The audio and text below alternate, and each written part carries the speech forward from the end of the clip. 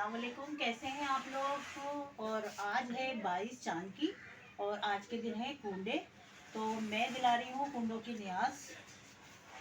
तो मैं अब स्टार्ट कर रही हूँ, तो आप लोग देखते जाइएगा कि मैं किस तरह से स्टार्ट कर रही हूँ। 1 पाव सूजी लिए, ये मैंने इसको रखी हुई थी छान के पहले से। और अब मैं मैदा लूँगी। 1 प्याला मैंने मैदा लिया है। 1 प्याला मैं सूजी डाल चुकी हूँ, 1 प्याला मैंने मैदा लिया है, एक और लूँगी। ये हो गया मैदा हमारा आधा किलो, सूजी है 1 पाव।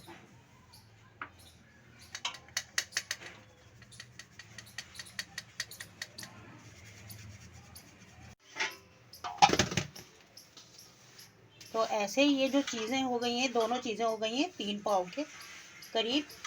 और मैं सिर्फ न्याज दिलाती हूँ, मेरे घर कोई मन्नत की ये कुंडे नहीं होते हैं, टिक्कियाँ बस सिर्फ आज के दिन है कुंडों का, तो इसलिए मैं न्याज दिलाती हूँ। बाज़ लोगों के घर तो बहुत ज़्यादा होते हैं, बस मैं किलो के बराबर जो है करती हूँ, इससे ज़्यादा नहीं, बस सिर्फ न्याज दिलाती हूँ। मैंने लिया है घी, तो अब मैं इसके अंदर घी शामिल करूँगी और थोड़ा थोड़ा मिलाऊंगी। और उसके साथ में मतलब एक साथ पूरा नहीं डालना है, थोड़ा थोड़ा इसके साथ में डालते जाना है और घूमते जाना है। नहीं, अभी गूंदेगा नहीं। अच्छा, बस अभी डलेगा। हाँ, अभी हमने इसको सब में अच्छी तरह से शामिल कर लेना है।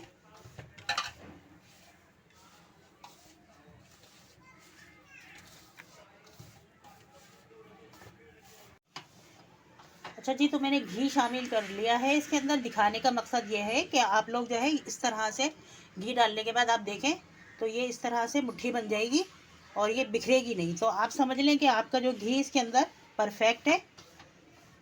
और अब मैं इसके अंदर शामिल करूँगी चीनी। हमने मैदा लिया है आधा किलो और सूजी ली है 1 पाव, तो जितना मैदा होगा उतनी ही उसके अंदर डालेंगे चीनी। तो ये मैंने आधा किलो चीनी डाली है, इसी नाप से नाप के। अब ये मैं इसके अंदर शामिल कर रही हूँ। आप लोग पीस के भी डाल सकते हैं, मैंने इसको वैसे ही शामिल किया है। ये है तिल। तिल मैं थोड़े इसके अंदर शामिल करूँगी और ऊपर से गार्निश के लिए रखूँगी। तो हमने इसके अंदर तिल भी शामिल कर दिए, चीनी भी, मैदा भी, सूजी भी, ये 4 चीज़ें शामिल हो चुकी हैं। घी भी, जी घी मैं भूल गई, घी भी शामिल कर चुकी हूँ।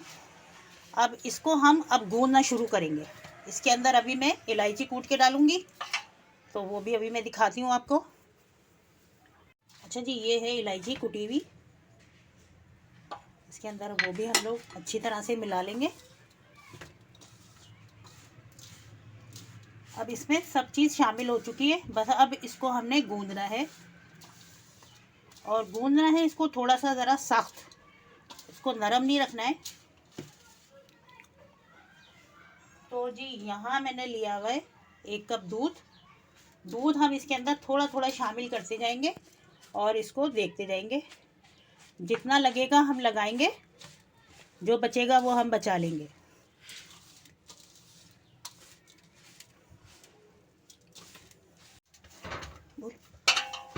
अच्छा जी, ये देखें मैंने ये पूरा आटा जो है जोड़ लिया है आपस में। अभी मैंने इसको गूंदा नहीं है, थोड़ी देर हम इसको छोड़ेंगे आधे घंटे के लिए, क्योंकि इसके अंदर सूजी और चीनी जो है मेल्ट होगी, तो इसको हम आधे घंटे के लिए छोड़ देंगे। उसके बाद मैं इसको दोबारा से ये गूंदूंगी और फिर मैं टिक्कियाँ बनाना शुरू कर दूँगी। चले तो मिलते हैं अभी थोड़ी देर में, इसको हम ढक के रख देते हैं। अच्छा जी, ये हो गया आटा हमारा रेडी। बस मैंने इसको थोड़ा सा और मिक्स किया है कि ताकि चीनी अच्छी तरह से और सूजी अच्छी तरह से मिक्स हो जाए एक दूसरे से।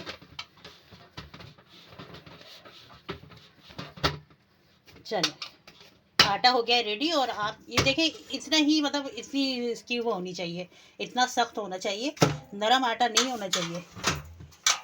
अगर हम किसी से नरम रह जाए तो फिर नहीं, फिर वो डर होता है ना, उसके अंदर कढ़ाई में बिखर जाती हैं फिर वो जो टिक्कियाँ बनती हैं ना। हाँ, हर चीज़ का जो है हिसाब। अच्छा जी, यहाँ पे मैंने कढ़ाई के अंदर घी रख दिया है गरम करने। अच्छा, आप लोग जो है घी में बनाए तो ज़्यादा अच्छी बनेंगी, बहुत मज़ेदार। तो यहाँ पर मैं बेलन पे जो है घी लगा रही थी, इसके ऊपर घी लगा लिया मैंने। और अब हम जो है बेलना शुरू करेंगे।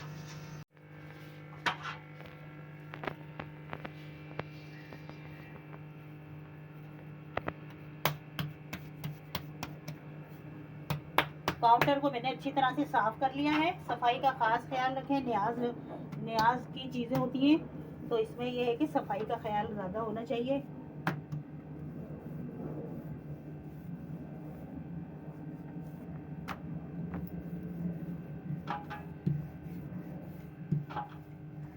इसकी आप फिक्र नहीं करिएगा कि ये फट रहा है इधर से चारों तरफ से, इसका कोई मसला नहीं है।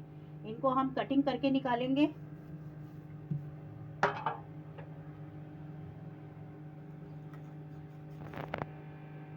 मैं अकेली हूँ बनाने वाली तो इसलिए मैं थोड़ी बेलूंगी फिर थोड़ी सेकूंगी। मैं अपने हिसाब से बेलती जाऊंगी और सेकती जाऊंगी।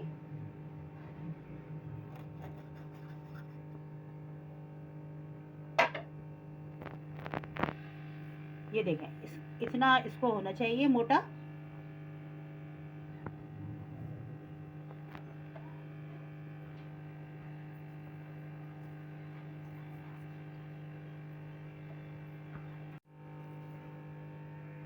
ये जो आटा बचा है वो हमने इकट्ठा कर लिया है। इसको हम फिर से दोबारा से शामिल करेंगे, फिर बेलेंगे। यहाँ पे हम घी चेक करते हैं कि कितना गर्म हुआ है। और ज़्यादा गर्म नहीं होना चाहिए और ना ही ठंडा होना चाहिए, बिल्कुल इसको नॉर्मल होना चाहिए, सही।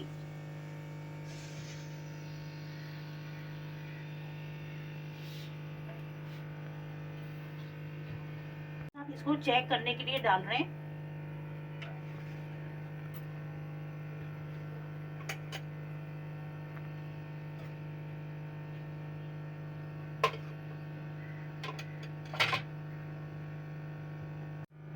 बिस्मिल्लाहिर्रहमानिर्रहीम। तो अब हम डालना शुरू करते हैं ऑयल के अंदर।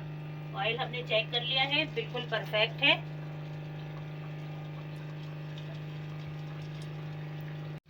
जितनी आई कढ़ाई के अंदर ज्यादा ना डालें वरना ये टूट जाती है, अंदर जाके बिल्कुल नरम हो जाती है ये। और इसको एकदम से ही अलट पलट या चलाना नहीं चाहिए, थोड़ी देर इसको सिकने दें, फिर उसके बाद आप पलटें। तो जी ये देखें, मैंने इनको पलट दिया है। एक तरफ से ये अच्छी तरह से हो चुकी हैं गोल्डन। अब ये मैं दूसरी तरफ से सेकूंगी।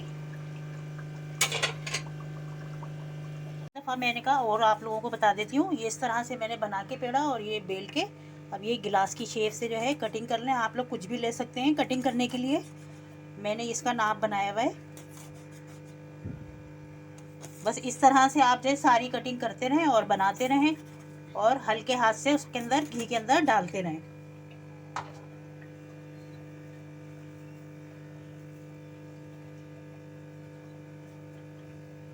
दूसरी दफ़ा डालिए और देखें माशाल्लाह बिल्कुल कुछ नहीं, परफेक्ट है बिल्कुल। वरना ज़्यादातर बिखर भी जाती हैं। अगर इसमें कोई चीज़ घी वगैरह ज़्यादा हो जाए तो ये बिखर भी जाती हैं। तो बस अब इसको हम हल्के ही ताव में जो है सेकते रहेंगे, नहीं तो फिर ये ऊपर से हो जाएंगी डार्क और अंदर से रह जाएंगी कच्ची।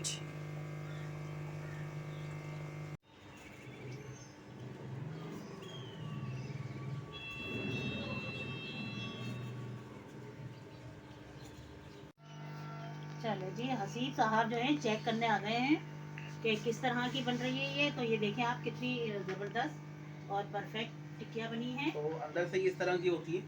अभी क्योंकि गरम गरम तोड़ ली है हमने ना, इसलिए थोड़ी नरम है, वरना आहिस्ता आहिस्ता रखी रहेंगी तो सख्त हो जाएंगी ये। थोड़ी कुरकुरी सी मतलब खस्ता सी होनी चाहिए, बहुत ज्यादा सख्त भी नहीं होनी चाहिए कि हाँ। वो तोड़ने से भी ना टूटे बिल्कुल ऐसे और इतनी नरम भी नहीं होनी चाहिए कि बिल्कुल टूट कि बिल्कुल टूट ही जाए, कि बिखर जाए, फिर वो तो अलग ही बात होती है, बिखर जाती है। लेकिन ये बहुत अच्छी बनी है और हर साल का हमारी अम्मी का रिकॉर्ड है, बहुत बेहतरीन बनाती है हमारी अम्मी माशाल्लाह से। माशाल्लाह तो माशाल्लाह। बाहर भी लोगों को मिलती हैं, बाहर भी दुकानों में मिलती हैं, लेकिन उसमें तो वो बात होती नहीं है खैर, लेकिन घर में बने तो वो ज़्यादा बेहतर है। बेहतर है बिल्कुल।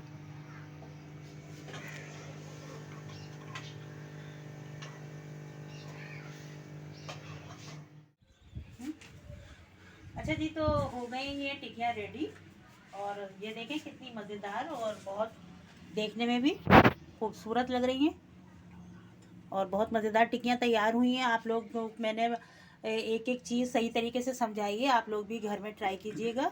और आज सबके घर में न्याज दिल रही होगी, सब दिला चुके होंगे। वीडियो आपको कल मिलेगी ये, अगर टाइम मिला मुझे तो मैं शाम तक डाल दूंगा डाल इंशाल्लाह, दूंगा। और अगर मसला हुआ तो फिर कल डाल देंगे। मसला तो क्या अच्छा बिजी जी, हुआ है ये तो मैं जो है मैंने आपको बताया था कि मैं सिर्फ न्याज दिलती है, मेरे घर में कोई मन्नत नहीं है। अम्मी के घर में जो है वो मन्नत के बनते थे, और हम लोग सुबह से तैयारियां हमारे यहाँ शुरू हो जाती थी, और अम्मी जो है सारा दिन वो बनाती थी, फिर सारी पूरी रात शाम उससे जो हम लोग शुरू होते थे खिलाने, हमारी अम्मी जो है तो वो रात हो जाती थी उनको खिलाते खिलाते। वो 2.5-5 किलो के करीब उनके यहाँ बनती थी, हमारी अम्मी के यहाँ छोले बनते थे, खीर बनती थी, और नमकीन अलग बनती थी, मीठी अलग बनती थी। तो बस जी, उम्र चाहे कितनी भी हो जाए मगर माँ याद आ जाती है, हर त्योहार पे माँ याद आ जाती है। रोने वाली क्या बात है इसमें अम्मा? औरत चाहे किसी भी एज की हो, वो कभी भी अपने मैका नहीं भूलती है, मैं माँ को नहीं भूलती है। तो जब मैं ये न्याज दिलाती हूँ तो मुझे अपनी सास, अपनी अम्मी जो है याद आती हैं, और मैं उन्हीं की रिवायत को कायम रखा हुआ है मैंने, और मैं न्याज ज़रूर दिलाती हूँ चाहे मेरी तबीयत कैसी भी हो, मगर मैं इस रिवायत को कायम किया हुआ है, और आगे इंशाल्लाह इस रिवायत को कायम रखेंगे। इंशाल्लाह हाँ इंशाल्लाह। इंशाल्लाह मेरे बच्चे जो है कायम रखेंगे। और जी चले, मैं थोड़ी सी इमोशनल हो गई थी अम्मी को याद करके, क्योंकि बड़े अब रहे नहीं है, हम चाहे कितनी एज की हो जाए मगर औरत हमेशा अपनी माँ को याद करके उसको रोना आता ही है, क्योंकि अम्मी है नहीं, सास है नहीं हमारी, और मैं भी, मुझे जो है अब ये जिम्मेदारियाँ उठानी पड़ती हैं, और ये मैं निभा रही हूँ अच्छे से।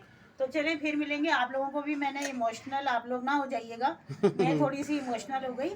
और चलें जी, ये देखें मैंने ये तैयार कर लिए हैं, बस अब इसके ऊपर हम न्याज दिलाएंगे, और फिर बच्चे ये खाएंगे शाम में आके, और थोड़ी सी मैं इसको बांटूंगी भी। वैसे ये बांटते नहीं हैं, घर से बाहर नहीं भेजते हैं, घर में मेरे देवर हैं तो उनको मैं भेज दूंगी। और चलें ठीक है, सही है, फिर मिलेंगे अगली वीडियो में। दुआ में याद रखिएगा अपनी आंटी को। अल्लाह हाफिज़। अल्लाह हाफिज।